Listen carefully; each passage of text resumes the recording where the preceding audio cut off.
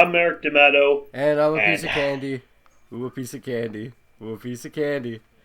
And happy Halloween. We're back. Yay. Mindbreakers Halloween. Halloween. Happy Halloween. Hello, all you Halloweenies out there. And you'll remember, last Halloween special we did last year, we did the first 5 Halloween movies. That would be Halloween 1, Halloween 2, Halloween 3 Season of the Witch, Halloween 4, Return of Michael Myers, and then Halloween 5, The Revenge of Michael Myers. But The Revenge was so fucking, oh my god. Honestly, all of them, I don't like this series. I really don't like it very much. Frankly, neither do I. I like the first one. But yeah, of course. It's like, yeah, the first one's the first one. It's fine, it's good. But it's like everything else, subsequently shit on it more and more. And these next ones aren't going to be any fucking different, I feel. But as you probably know, there's more than 5 Halloween movies. Yeah. There's more, and last year we got Halloween Kills, which we'll be looking at somewhere down the line. I promise you. Yeah. But then there's the spin-offs, the Rob Zombie one and all that. Yeah, we'll be getting to those too eventually. Uh-huh. But they just keep making these things, For sure. and as they will. We're now coming into the dark times for the series. By that I mean timeline. The 90s. 90s was the darkest timeline for these horror films. For this genre, dude. Yes. Name a good slasher film that came out of the 90s. Honestly, I don't know, man. Maybe Scream. I don't know. Okay. I liked Phantasm 4: Oblivion. Yeah, Phantasm. But that's not slasher so much. It's more like supernatural surrealism. I don't know. There must have been at least one decent one. Candyman. Candyman. Yeah, there we go. Candyman was good. There you go. Yeah. Candyman was fine.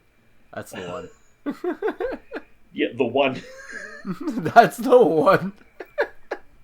Now, it's been a full year since we've been talking about this series. Yep. Been a so little bit. We got to do a recap. All right, we're gonna do this. Do we really? We're gonna do this one last time. So Michael Myers killed his sister. Okay, with no, a knife when Gio, he was little. I got it here. Haddonfield, 1963. Michael Myers kills his sister, is committed. Had the blackest eyes, the devil's eyes. 1978. Right. Michael Myers escapes and kills all of Laurie Strode's friends before a psychiatrist, Loomis, shoots him 9 times! And he burns in a fucking... And he burns inside Laurie, of there, right? Just let me. Here. Okay. Laurie is sent to hospital. Michael follows, kills more people. We learn that Laurie is Michael's sister. Dr. Loomis follows, and the hospital blows up. A cop then investigates... he burns in there. A cop investigates Silver Shamrock and its owner, Mr. Cochran. Cochran is an evil druid. This has nothing to do with it! Using Stonehenge and rubber masks to melt kids' heads. Utterly unrelated. Shit. Michael Myers is alive and in prison. He promptly escapes. Laurie is dead, apparently, left a daughter named Jamie Lloyd. Lloyd has visions of Michael Myers. Michael Myers decides to kill her. Michael Myers kills more people. Dr. Loomis is also alive somehow and pursues Michael. Michael falls down a hole. Jamie kills her mother, and Loomis tries to shoot her in the head. Michael Myers is nursed back to health by a random hillbilly. Jamie is in a mental institution and can't speak. The people of Haddonfield throw things at Jamie. Dr. Loomis is still around and obsessed with Michael Myers. An evil man in evil clothes comes to town. Yep. Jamie's friends are murdered at the Halloween party, and Dr. Loomis drops a chain net on Michael Myers. Michael Myers is arrested, but the evil man in evil clothes shoots up the police station and breaks him out. Also, Michael Myers has a weird rune tattooed on his wrist. I've summed up the last 5 movies. I've summed up the last 5 movies. Yeah, I guess so. I mean, the fucking the house burning down and the daughter stabbing the mom and all that. It's pretty fucking out there, and it's should have basically all that shit got retconned basically with the next couple, right? Well, retcons do become a problem for this franchise, frankly. Also, slightly a solution, kinda. No, not really, because it never actually gets good. No, but, it helps a little bit. I mean, it's oh, okay, you don't have to think about these ones. It's alright, I wasn't thinking about them really anyway. So, This all brings us to Halloween, The Curse of Michael Myers from 1995, which, despite being an hour and 27 minutes long, is super, super long. Yeah, it just the longest fucking in the tooth film I have seen in a while. Like, my god, I thought Demonic Toys was bad. Like, it was. I thought like fucking what was it? Puppet Master versus Demonic Toys. Yeah, exactly. I thought that one was fucking long in the tooth. This shit was worse. 6 years after Michael Myers last terrorized Haddonfield, he returns there in pursuit of his niece Jamie Lloyd, who has escaped with her newborn child, for which Michael and a mysterious cult have sinister plans. Okay, so now Michael Myers has plans? Apparently, he's a schemer. I thought he just kind of killed things. Yeah, he's a schemer. I thought Michael just liked to show the schemers how pointless their plans really are. Nah, motherfucker, he has a GED. So he's got fucking like high on his GED is get Laurie Strode, and then like secondary is ... and then third is stab, I guess. Step 1, stab people. Step 2, Step 3, profit. Step 4, don't burn. Well, he's failed that like 3 times. yeah, exactly. He like keeps scratching it off and rewriting it. Anyway, let's watch this. Yeah, let's watch this one. Every legend is based on fact. Every myth is grounded in truth. For 17 years, the town of Haddonfield, Illinois, has been haunted by a night when evil roamed the streets and a madman ruled the night. Everyone knows his name. Now, everyone will know the truth. I knew what he was, but I never knew why.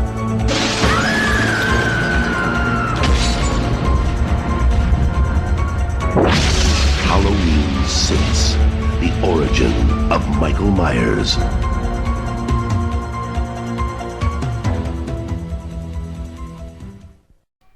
Okay, so the cover alleges that this is the scariest Halloween yet. So the scariest Halloween of them all. It's pretty scary because we have Paul Rudd and I'm terrified of him. And yeah, you should too. It's funny because like we had like a phone conversation. We were talking about Marvel What If. I was telling you about it, and like right. Yeah. Paul Rudd, President of the Moon, and you told me you hate Paul Rudd, and then I was like sitting down to watch this movie. And I saw Paul Rudd show up. I was like, oh, sorry, Joe. Yeah, the quote-unquote sexiest man in the world. I used heavy fucking air quotes on that one. The heaviest air quotes that they could be considered basically cement block quotes. We begin in some kind of underground base, and there's some kind of Satan ritual going on with like a lot of candles and a baby. They paint like a line and a triangle and a baby with blood. Yeah, and it's what's her name there? The one that the mom of this baby is Jamie. It's Jamie. It's Jamie Lloyd. She's back. Mm-hmm. And they just wheel her in on like a fucking gurney. Yeah, she's not played by the same actress. Yeah, but they wheel her in on a fucking gurney in a fucking in a big like temple kind of like underground place. I don't even know where the fuck this place is, but yeah, it's terrifying. It's like also absurd. It's like why are they wheeling her in over here? It's like when they're all wearing like fucking scrubs and everything. It's like now. You might, and they do this whole druid ritual, and you might be wondering, is this at all related to the evil man with evil clothes who shot out the police station last movie? Mm-hmm. Nope, he's never referenced again. Yeah, it's like, seriously. Nope, never referenced ever again. There is a evil man in evil clothes. There is a evil man in evil clothes, but it's not the same evil man in the same evil clothes. But it might as well be the same man in evil clothes because I mean, all evil men in evil clothes are the same evil. I suppose this one looks a bit more like Judge Doom. Yeah. From Roger Rabbit. I kind of like. I don't know. I kind of like him. He's cool. He's okay.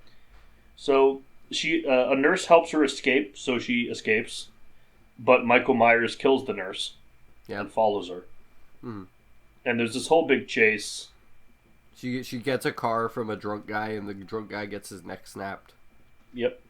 Also, Mike kills the nurse that helps her escape with a spike through the head, which is probably the best kill in this whole movie, honestly. It gets annoying when you start stealing other killers' weapons, like the machete near the end. Honestly, that one's not that bad, because at least it's still a big knife, and he uses big knives all the time. The axe was off-putting, though. Well, I mean, it's an axe.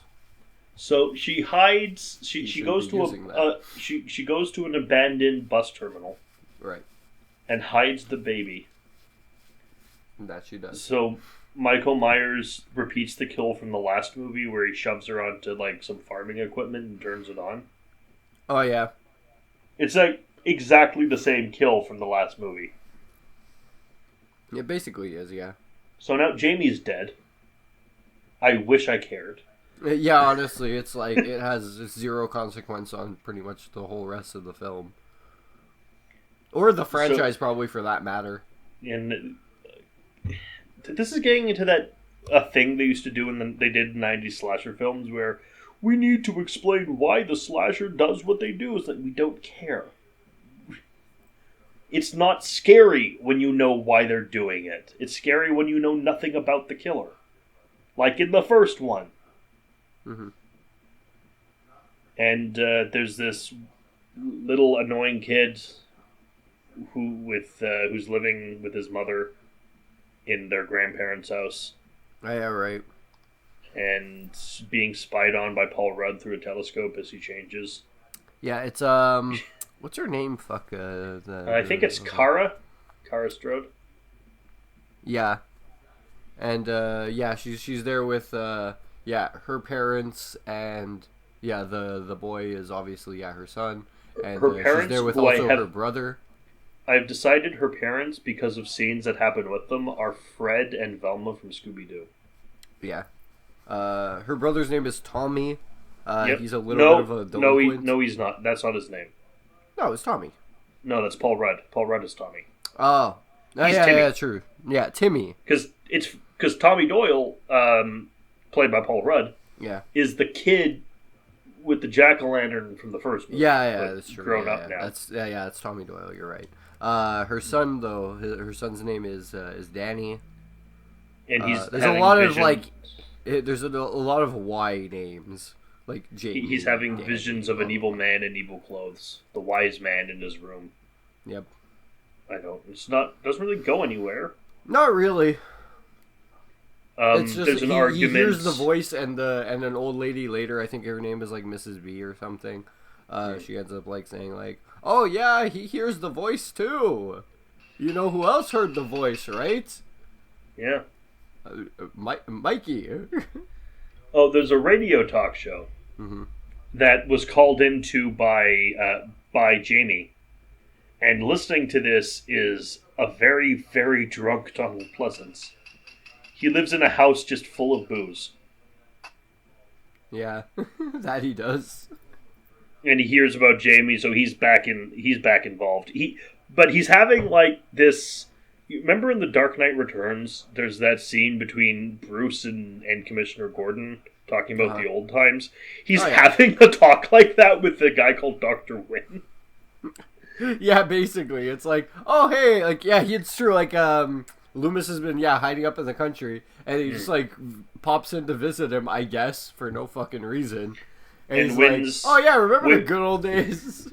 Wynn's here to ask when Dr. we were Loomis. Down Michael Myers, and we had him inside that asylum. Wynn's here to ask Loomis, hey, do you want to maybe help me catch this hellspawn called Spawn originally? You want to help me catch Spawn? No, sorry, I can't do that. Oh, okay. Guess I'll call Chapel then. Damn it, Wynn. Where's Wanda? I don't know why, but now I want to see Spawn, but it's Cosmo from Fairly Odd Parents. Oh, that show got dumb. I haven't Wanda. watched it in fucking forever, so I No, can't nor tell you. should you. It's not good. Yeah. I dread watching that show again now. But it is interesting how many of Danny Phantom's powers are similar to Spawn's. Mm-hmm. Fascinating. So, Loomis is on the case. There's an argument between Kara and her dad, John Strode. Right. He's an asshole, though. He is an asshole. He's a big, drunk, abusive prick. Yeah, he's Fred from Scooby-Doo. Yeah. And so the kid pulls a knife on him. Yeah, because he slapped his mom. Yeah, pull a knife on this guy, too. Fucking guaranteed, for sure. Also, it's like kind of playing it up that it's like, oh, they're gonna do the same thing that they did in the other ones. He's gonna turn out to be a killer too. He carries the killer gene, The devil gene. the devil's gene. Yeah, he's gonna have the powers of fucking Gene Kazama and fucking. Heihachi. Yeah, exactly. Well, no, Heihachi doesn't have the devil gene. Kazuya and Jin have the devil gene. So I guess Michael Myers would be Kazuya and this guy would be Shin? Yeah, Would it be basically. Jin? Yeah, essentially. The kid would Wait, be does Jin, that- and then Does that Mike mean would when be Michael Kazuya. Myers was a kid, when Michael Myers was a kid, his dad threw him off a mountain to see if Yeah, he that's could why he climb? has the blackest eyes, the devil's eyes. It makes total sense to me. Tekken is the plot of Tekken is stupid. If we were making fucking reference to Street Fighter, he would have the Satsui no Hado. So Michael Myers just he steals a car, Mhm. and then he goes to there's this family at like a rest area, Right. and he doesn't kill them, but he steals their car. This scene goes. I don't get this scene. He needs a new car. I know, but was it necessary to film this? Apparently. Well, I get it was necessary to film it, maybe. It was in the script, but it wasn't necessary to have it in the finished product. Honestly, in my opinion, this movie should have been done in fucking 45 minutes to 50 minutes, okay? It should not have been an hour and a half. So, Like, there's at least a half hour of film that could have been cut from this fucking movie, but let's continue. So Paul Rudd finds the the car. baby. Yeah, in Paul the Rudd bathroom. finds the baby because he ends up realizing that Jamie ended up going to the bus terminal when she was running away from Mike. Yeah, exactly. So he ends up going over there. He sees that there's blood inside the phone booth. He puts two and two together that she called the radio station from over there, which is the radio station. I forget what it was called. What's the guy's name that runs the fucking radio station? I cannot remember. Barry Sims. Barry, yeah, exactly, Barry. So she calls the Barry whatever show, the Barry Sims show. And he says you could have been and she tells them that you could have been a Jill sandwich. Yeah, basically, she could have been a Jiffle sandwich. And he ends up like finding the blood trailing off into the bathroom and sees that she's inside of the baby's inside of a cupboard. And that's where, yeah, of course, she hit him. He uses his Ant-Man powers to put two and two together and go, oh, wait, this is Jamie's baby. And he walks out of the bus station with the baby, and no one questions this. Yeah, also, what fucking bus stop bathroom has a fucking cabinet underneath the sinks? I just want to say that it's a prom night dumpster baby. A bus terminal cabinet baby. Forgotten till the end of time. So he takes the baby home. Because he knows what to do with this thing. Oh yeah, anybody knows what to do with a fucking bus terminal cabinet baby. Maybe he's going to eat it. He's gonna give it the Pym particles. He's gonna hide it inside of a watch.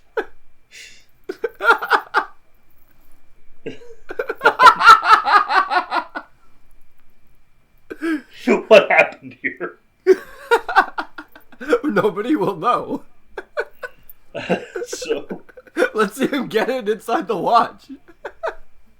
apparently, there's also Tim's girlfriend is trying to bring Halloween back to Haddonfield because it's been banned. This whole stupid fucking subplot that It's goes been AWOL. It's been banned because Michael Myers kills people on Halloween. Yeah, for obvious fucking reasons.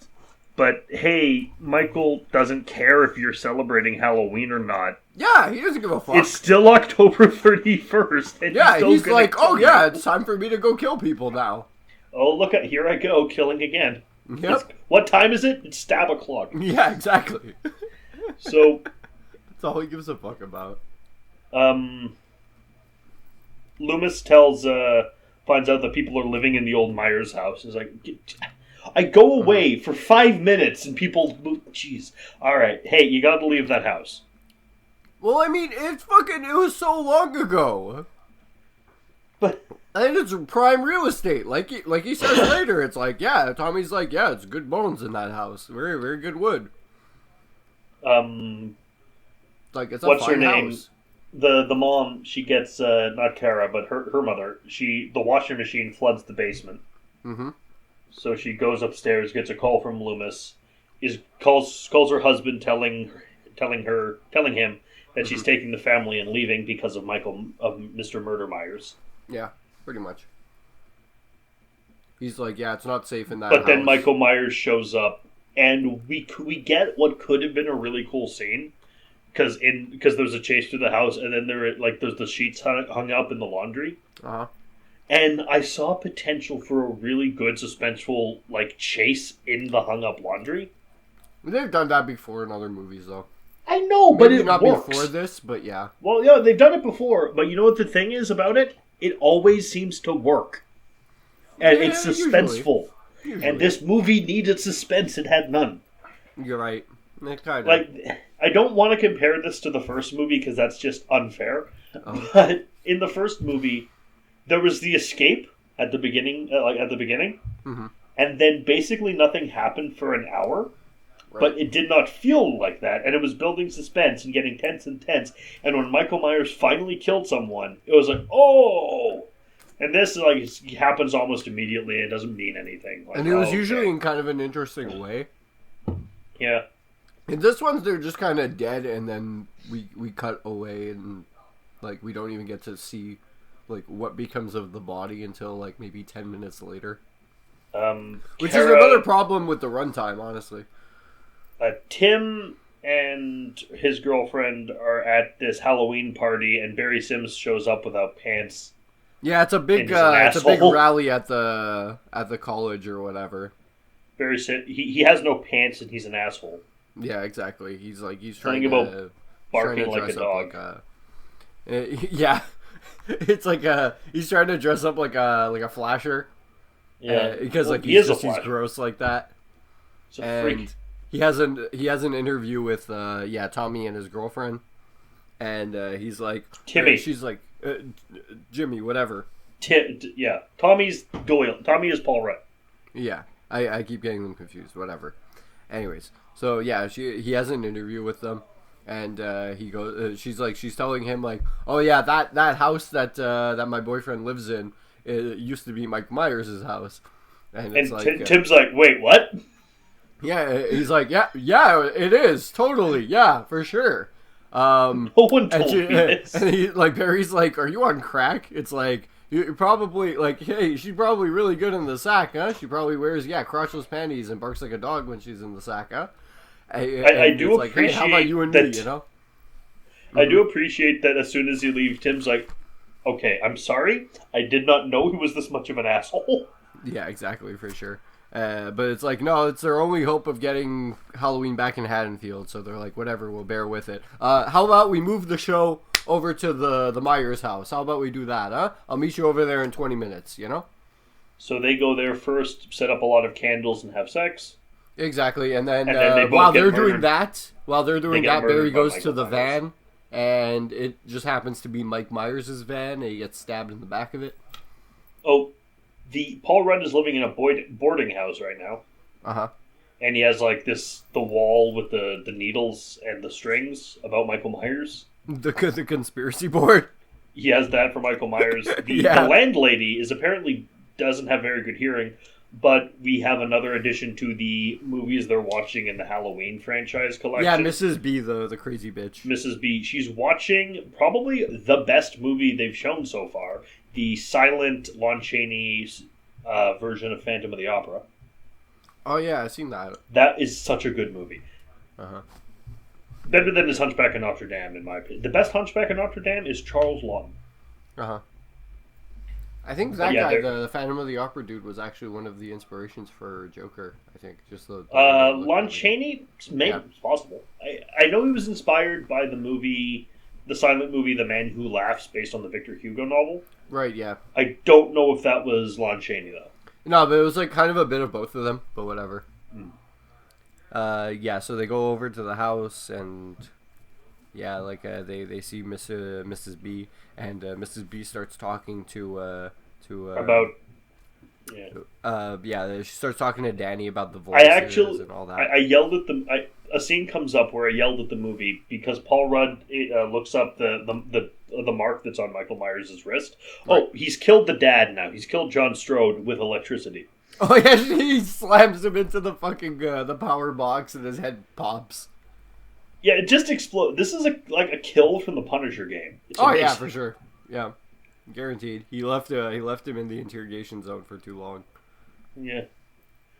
But they're researching it. Something called the Curse of Thorn. It involves some kind of demon, and the kid has murder fuel. Oh yeah, they wants to sacrifice their family. Yeah. Mm-hmm. And I guess they're indestructible. Maybe I just assume it's that. Otherwise, how is he not dead by now? It just might as well just be saying, "Hey, remember the third movie? Yeah, that." And Paul Rudd kind of pisses me off. Oh yeah, he should constantly be pissing you off because he says it's on the day of Sam Hain, like it's Samhain. Yeah, I actually yelled at the TV. Samhain. It's not that hard. Or if you're me, you're screaming something else at the film, which is end. We now return to No Moral Theater. And so we talk about the fucking rune, the thorn rune, as if we fucking care.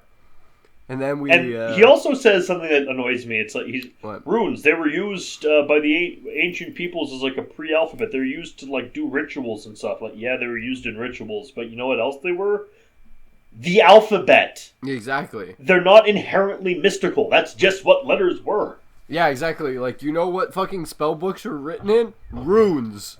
Or Latin. Or Latin, exactly. Yeah, but I mean, like, fucking certain ones, like the fucking Vikings didn't know Latin. Or books. Yeah. Well, no, they had scrolls and stuff. I don't know. Anyway. So yeah, like fucking Tim and Beth get killed. Of course. By Michael. Yeah, fucking what's her face watches them die from Paul Rudd's room. From Paul Rudd's like Ant-Man lair. He doesn't suit up, unfortunately, to go after them. I'm imagining the whole movie as if he was wearing the Ant-Man suit, though. Michael wouldn't have a chance. Oh yeah, for sure.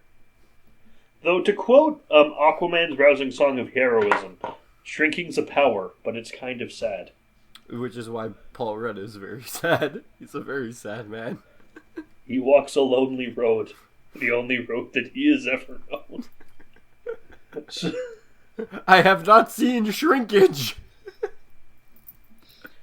So, turns out Mrs. B is evil, and she's part of the cult. Uh-huh. And also Dr. Wynn is part of the cult, and he's been the evil man in evil clothes. Figured as much. Apparently stalking the child. Yeah. Also, Mrs. B had a knife, but she just clocks out what's her face. And so they're in this underground science magic base. Yeah. Kara wakes up over there, and then fucking Paul Rudd goes down there to save her. There's a big Terminator 2 style chase scene, like the chase scene through the mental hospital. Oh, yeah. Until Michael gets to the gate. And now and then it becomes much less intimidating because he's not made of liquid metal, so he can't just ooze through. He's just it's a gate. I guess I'm stuck now. Oh. Also, they got the baby, they got Kara, and I think Loomis is in there too. Yeah, Loomis comes down to kill people. No, but like they captured Kara and the baby, and her and Danny also. That's They want to, because Danny is also a Myers, sort of, I guess. This is all the marbles now. Finally, we get to the climax, which should have fucking come like fucking 20 minutes before. So Paul Rudd shrinks down really small. Yep. And goes inside Michael Myers' ear. Yep. And then explodes his head. Nice. That'd been the best ending ever. Shocker! It's connected to the MCU. Everything's connected to the MCU. And then as Michael Myers' head explodes, we get the MCU song, you know, the one. Dun, dun, dun, dun, yeah, exactly. Dun, there you go. It turns out it was Deadpool the whole time. Oh yeah, for sure. And, like, his head pops, and it's just Deadpool's head. He's going, what the fuck do you expect? So but no, he goes in. Yeah, exactly. Paul Rudd goes in. He ends up fucking saving. He ends up saving Kara from Michael Myers with a fire extinguisher. Which fire extinguishers get used a lot in the series. Yeah, not to put on fires. Mike Myers, but yeah, constantly. But yeah, like breaks open the doorknob, saves her. They run around. What else? They save. They lead him around to the surgery room, and Mike Myers just kills everyone inside the surgery room. Mm-hmm. It's what he does. It's funny because I think they thought they could control Michael Myers, but Michael Myers is not a Pokemon, and he's not your stand. So having Mike Myers as your fucking stand would be pretty fucking crazy. He'd just kill you. Oh yeah, for sure. You can't control Michael Myers. Yeah, it's like fucking my stand, Halloween. He just pops up and stabs you in the fucking head and you're done. The shortest JoJo arc ever. They defeat Michael Myers. Yeah. Set up for a sequel. Uh-huh. And set up some kind of emotional relationship between Kara and Paul Rudd. Yeah. They shoot him up with a lot of drugs and grapes, and also hit him with a fucking pipe over and over and over again. Yeah, they try to make Paul it's Rudd funny, because they fight him in this, like, big science Jurassic Park room. Yeah. It's like, you know the room where they have the T-Rex in it, and the banner falls? It's like that, but a tenth of the size. Right. Apparently they've been trying to, like, make a murder baby for years. I don't know what the plot of this movie is. Honestly, it's like they have all these fucking, the green goo drug all over the goddamn place, and they never explain what the hell it is. They just shoot up Michael Myers with it a bunch after they try to, like, tempt him with the baby. They're like, hey, you won, Mike, here, have the baby. And he realizes the baby's somewhere else. And then they shoot him up, and then they hit him with the pipe a bunch. My favorite is, because they beat Michael Myers for now, but someone calls in during the radio show, and that Michael Myers was working for the CIA as like a super soldier weapon, but he was too uncontrollable, so they didn't know what to do. So they sent him to the moon. They put him in a they put him in a rocket and shot him into space, and I'm like, that would be funny if that wasn't exactly the plot of Jason X. No, but that's why the guys that were making Friday the 13th heard that stuff, and they're like, okay, we're gonna make a note of that one, and we're gonna make it later. Yeah, and it was good. I like it. Yeah, honestly. Not this movie. This movie's awful, but this movie's terrible. This movie's fucking the worst. So yeah, they beat him with the pipe, and the four leave without Loomis, and all we hear is Loomis screaming in agony as the mask is on the floor with a fucking syringe next to it. And that's the whole fucking shebang. And in memory of Donald Pleasance, because this was just depressingly the last movie he would ever do. Yep, this movie should have been done literally after fucking, like, 40 minutes. Not even an hour, dude. This movie should have opened with Dr. Loomis as the President of the United States. Uh-huh. And he's on a plane that gets hijacked and he lands in New York and Kurt Russell has to go save him. Honestly, it would have made a lot more sense, and probably a lot less drugs would have been needed for this that kind of a film. Am I saying Halloween 6, Curse of Michael Myers, even though the commercial, the trailer I found calls it Halloween 666, Origin of Michael Myers? What? Would have been better if it was just Escape from New York? Yes, most movies would be better if you pop the movie in and it's just Escape from New York. Would have required a bit more guns and a bit less drugs. No, I mean, like, have a DVD store. And every DVD, no matter what it is, what it says on the disc, every single one is only Escape from New York. That's an idea for a store for you, Merrick. Like, maybe you should open that place up. I have learned in business administration, so I could. Exactly. There you go. Open that place up. So, yeah, what do you think of Halloween 6, The Curse of Michael Myers? Is the movie cursed?